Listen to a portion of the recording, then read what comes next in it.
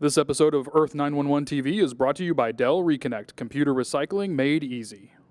5 things you didn't know you can recycle. I'm Callie Lewis. This is Earth 911 TV.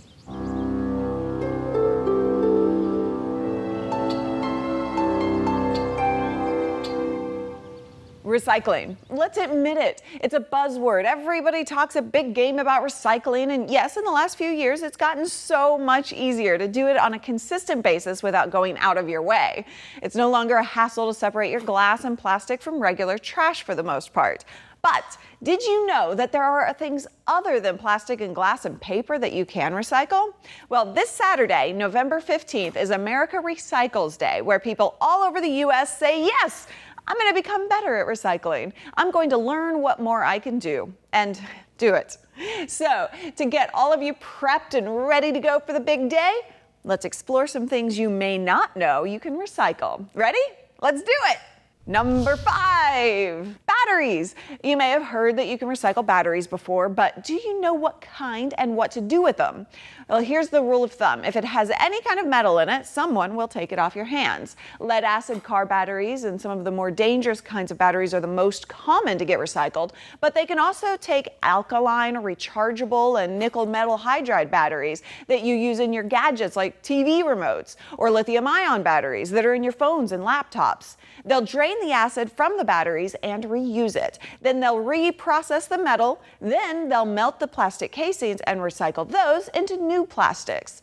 To figure out where to send your batteries, head on over to search.earth911.com. Number 4. If you have kids, I'm going to guess you go through a lot of crayons. In the U.S. alone, 120,000 pounds of crayons are made. And we all know that kids don't use the red or the blue until it's gone. There are always leftover crayons, right?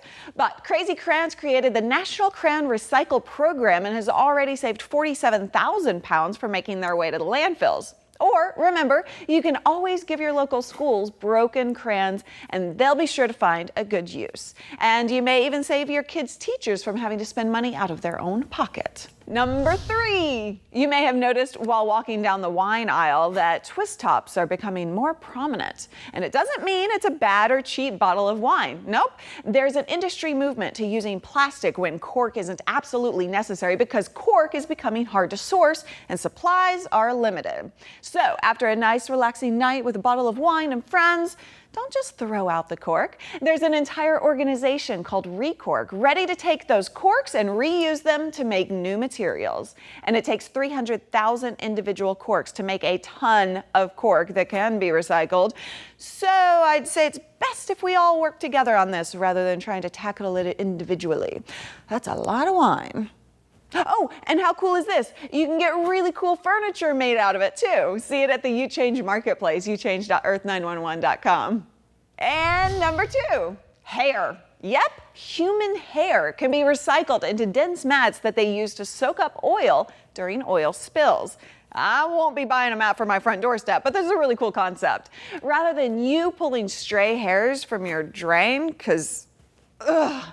encourage your hair salon to donate all their hair that they collect to Matter of Trust's Hair for Oil Spill program. Salons can gather about a pound of hair each day, and that can go a long way. And drum roll, please, number 1. Since we're in the middle of the holiday season, this last one is very timely. You could recycle holiday lights. There are all kinds of retailers like Home Depot who are offering consumer recycling programs for lights. So when one bulb goes out, instead of throwing the whole strand in the trash, just drop it off at one of these locations.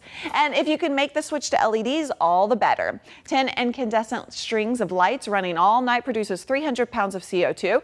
LEDs will cut that to 30 pounds. And hey, it's nicer on your electric bill. 13 to 17 cents for LEDs versus $6 to $10 for regular lights. Regardless of whether you can make the switch now or later, at least now you know. The more ideas you have, the less waste we all create. And I didn't even tell you everything. I know, I'm holding back on you, but a lot more ideas at earth911.com. And you can find ways to make your lifestyle more recyclable friendly at uchange.earth911.com. I'm Callie Lewis. Thanks so much for watching.